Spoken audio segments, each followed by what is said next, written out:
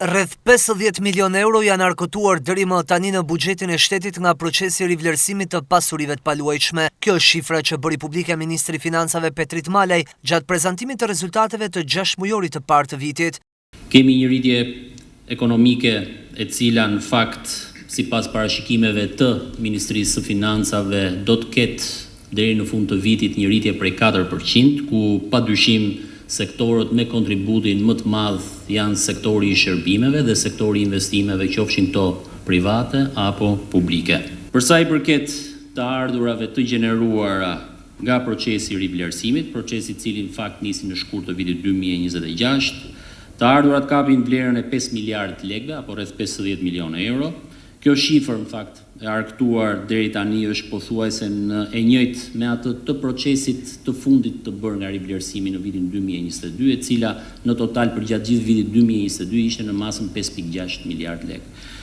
Kjo në fakt tregon që ka një interes lartë të qytetarëve dhe ecuria tregon se deri në përfundim të procesit, i cili do të jetë deri në 31 dhjetor 2026, të ardhurat do të jenë më të larta sesa nga procesi i fundit.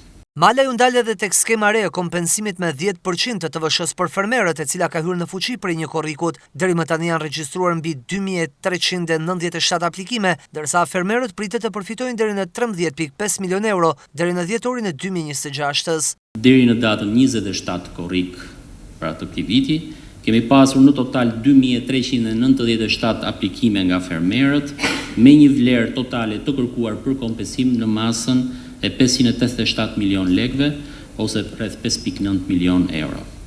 Ndërkohë që nga vlera e faturave që ne shohim në sistem, shuma potenciale për kompensim është në masën 13.8 milion euro, ndërkohë që aplikimi për fermerët është i hapur deri në datën 31/12/2026.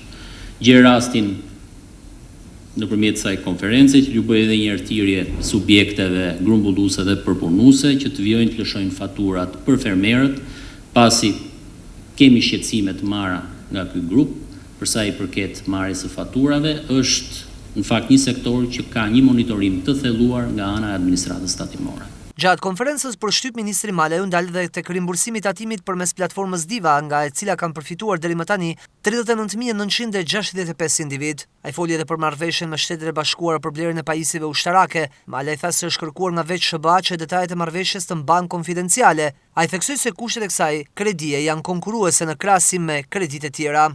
Ndërkohë me mira biznesi janë shtiruar nga detyrime që kanë patur në administratën tatimore dhe doganore ndër dekada. Nga falja e detyrimeve më të vjetra se 10 vjet, nga administrata doganore kanë përfituar 264 operatorë ekonomik që kanë falur 505.4 milion lekë, ndërsa për faljen me kusht, ku një pjesë duhet paguar e një pjesë falet, nga doganat kanë përfituar 260 subjekte dhe vlera është 168.5 milion lekë e falur.